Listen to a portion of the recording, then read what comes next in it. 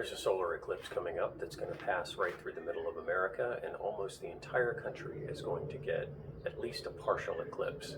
So I'm going to show you a couple of tips for watching the eclipse, not getting your eyes hurt, but mostly for photographing it. For looking and photographing, a welding mask or a welding mask glass is a great way to do it safely.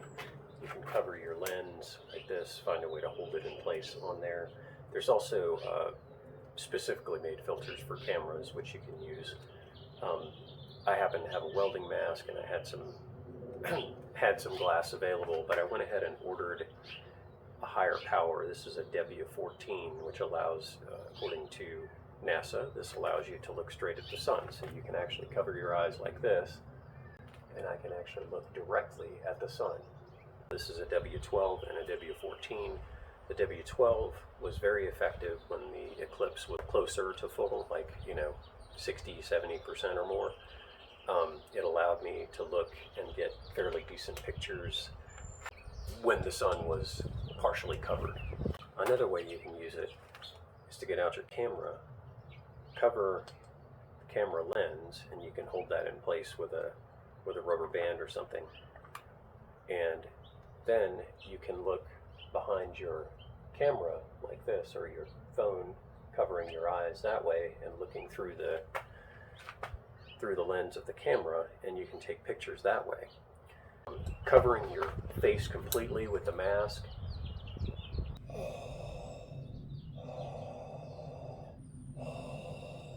is much safer than just using the glass and looking through it at the sun, because you just don't want to worry about getting a side shot of the sun into your eyes. Never directly at the sun. Never look directly at the sun.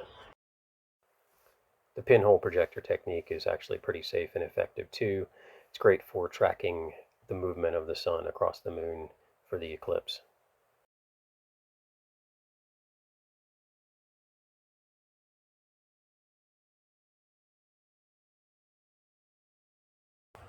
For photographing the eclipse, I highly recommend a pretty sturdy tripod that will keep your camera from moving.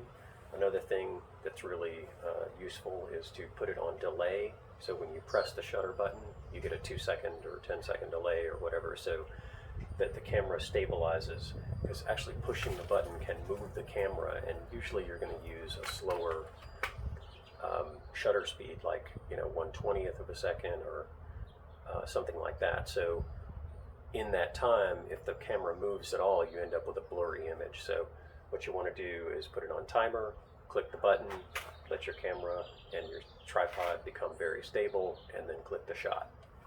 Here are some photos showing my camera settings in my SLR camera.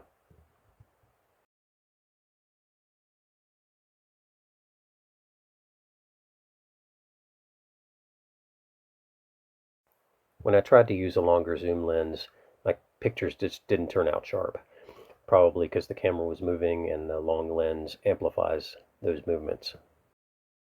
Have fun viewing the next eclipse. Hopefully these tips will make it an even more enjoyable experience for you.